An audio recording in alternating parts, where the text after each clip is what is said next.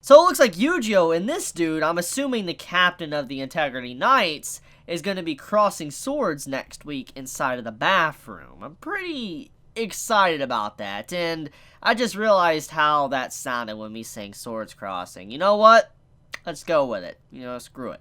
But okay, so this episode of SAO, I'm very amused by the content within this episode. Like, when I zoom out and look at what this episode was about, it was legit an episode equivalent to in Lord of the Rings, the third movie, when Sam, Frodo, and Gollum was climbing up the wall to go through Shelob's lair. That's kind of what this was. That's exactly what this episode kind of was. Just slowly climbing up this mountain, or this wall, which was the tower, to get to where they need to go. And it's like, pretty much like a sheer cliff, which, it's a tower, so obviously like a cliff to them.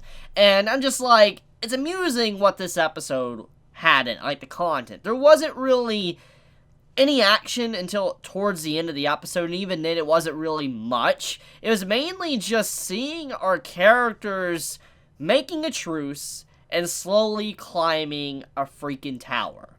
And it's ridiculous. It really is. And I'm kind of impressed how engaging this episode was. Like, I have to say, this is probably one of the most engaging episodes of SAO Season 3. It kept my attention from start to finish, and once again, as a reminder, I'm anime only now. I don't know what to expect anymore, so now I'm having to really pay attention, but I was able to really follow everything, pay attention to it, and not really get distracted whatsoever, because it was a really good episode. And like I said, I'm shocked. It was literally just Kirito and Alice climbing up a tower. That's it. That's what the episode was about. Literally, that is the summary of the episode. And I'm just like, wow, impressive. So let's get right into it. So Alice and Kirito, as we know, they were flung out of the building. Yu-Gi-Oh! Was left behind inside of the tower, and he's still climbing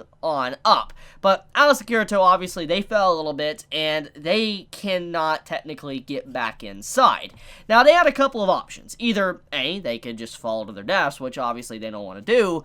B, they could choose to descend and get down to the ground level, which I think in the grand scheme of things wouldn't really be good for either of them because of their objectives, both of their objectives, which I'll talk about in a second, but also ascending is the other option they had too, climbing higher up on the tower to get even higher than they were when they previously were knocked out of the tower. So basically, looking at, Alice and Kirito's objectives, Alice wants to stop Kirito and Yu-Gi-Oh! From climbing the tower.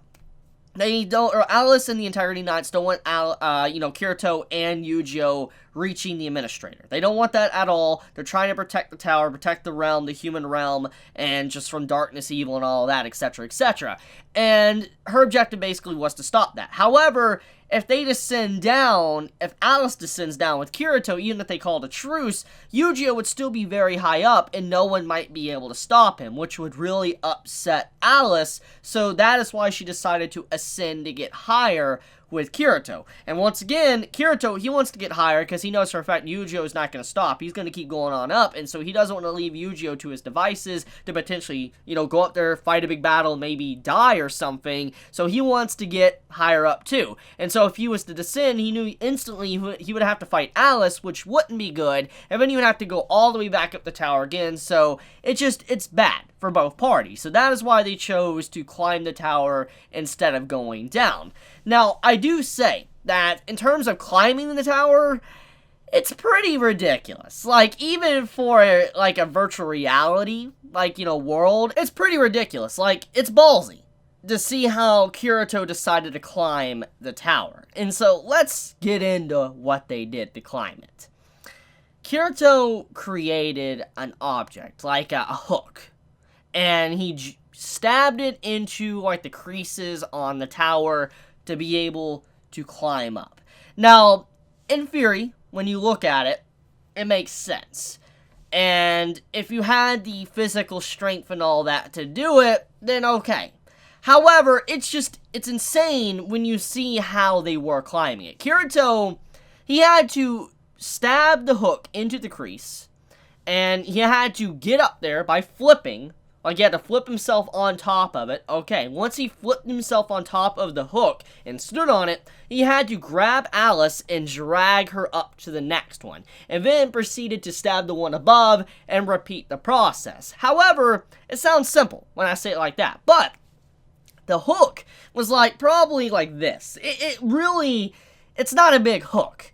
And when you think about it, keeping a balance on something like that while trying to pull someone up, that's insane. But especially when you look straight down and how far the drop is. I mean, remember, this may be a virtual reality world, but it feels real.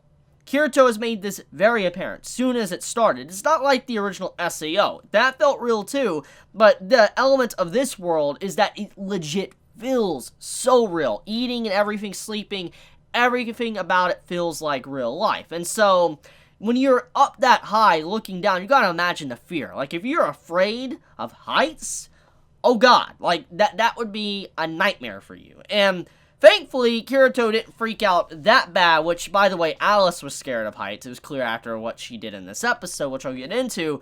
But still, seeing them climb up the tower using the hook like they did, it's pretty impressive. Gotta hand it to Kirito being able to do something like that. And it shows if it wasn't for the increased strength of the, their MMO type characters, like the virtual reality characters, I don't think it would have been possible. Because there is no way a normal human being would be able to do what they did in this episode. And so, yeah.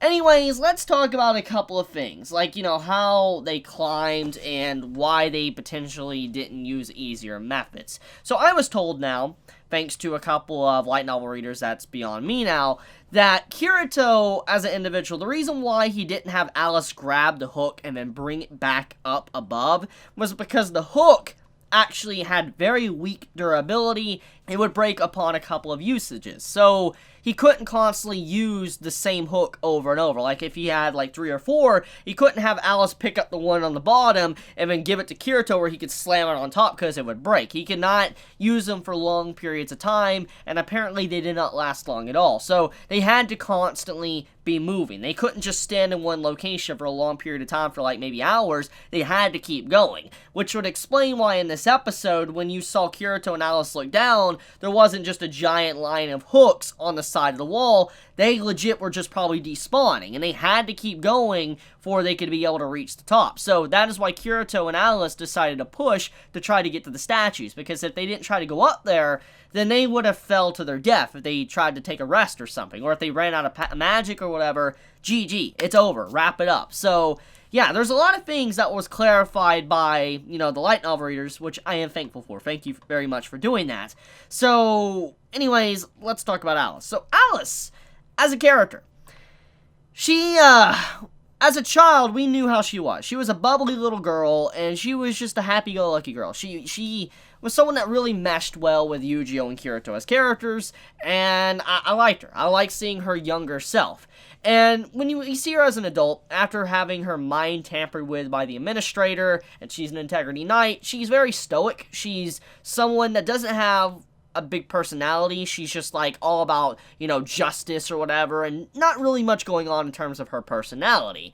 But in this episode, it shows that Alice is a tsundere. She's a legit tsundere. She is not a stoic character. She's not all to herself like a stone wall. She is very shy and a tsundere. And how she acted around Kirito was pretty amusing because she was someone that didn't really give off that vibe. And when you see how she was, like, being motherly to Kirito, like giving him a handkerchief at the end, to, saying, like, you better wash this before I slay you, I'm like, well, holy crap. So she's willing to work with Kirito for he can do laundry before she decides to end him once they finally reach the top of the tower. I'm like, well, at least she's growing fond of him, which, by the way, I think Yu-Gi-Oh! Is going to be a little bit upset if he finds out that Kirito's been making some moves on her, because we know Yu-Gi-Oh! Loves Alice, and he wants to be with her. And it would be some pretty messed up stuff if, like, Alice fell for Kirito, which typically does happen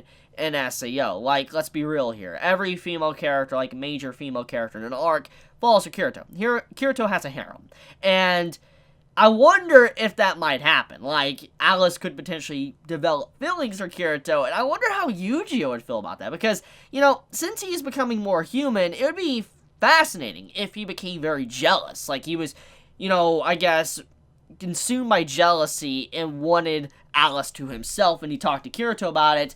I wonder if, you know, that does happen, or if, you know, no romance between them will happen, or Alice doesn't fall for Kirito, but she is definitely growing fond of him, and I feel like before everything is said and done, when they do reach the top, Alice and Kirito will probably continue to work together, because seeing the Dark Realm creatures on top of the wall, it says a lot about what's going on in the human realm, and the Integrity Knights really aren't as effective as she fought. Because with the Dark Realm, like demons or minions being there on the wall, it means that either someone a part of the Integrity Knights has brought them up there, or they're not able to protect, you know, the realm as good as they thought they could. And that's a big problem. So I feel like if more Integrity Knights find out about this and there's proof, then this is going to open everybody's eyes up to like, holy crap, you know, something's got to change, something's got to be done. And I can see many of them maybe defecting or even helping Kirito out because of the situation at hand. But yeah, overall, I think the episode is a really good episode in terms of just being enjoyable. It was a good episode of anime that I think many could just sit back and appreciate, enjoy on a Saturday, and, you know, just say like, man, this is good, even for a climbing episode. But, okay, with that, I love you guys. You have a wonderful day or night wherever you live. If you enjoy my content, you know, please subscribe. If you like this video, please leave a like. And if you want to get notified for whenever I upload a video, please click the bell icon down below. Because for some reason, even if you click the subscribe button, you don't always get notified for whenever a video is uploaded. So if you do want to be notified, you got to hit that bell icon down below. And even if you don't want to do it for me and you don't care about my content, at the very least, do it for YouTubers you do care about. Because it does help out YouTubers a lot. And so with that, I love you guys. Be safe. Chibi out.